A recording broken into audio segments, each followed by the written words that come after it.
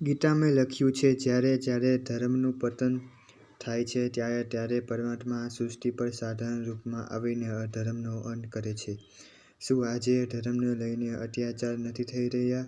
શું આજે મનુષ્ય જાનવર સમાન નથી થઈ ગયો? આજે દુનિયાનું અધપતન કેમ થઈ રહ્યું છે?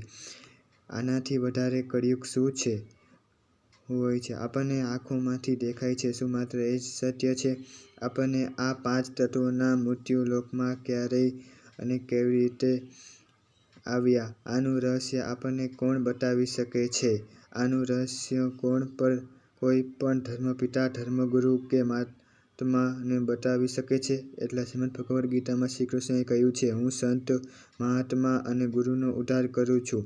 પરમપિતા પરમાત્મા જ આપણને મૃત્યુલોકથી અમરલોક લઈ જવાનું દિવ્ય જ્ઞાન આપી શકે છે.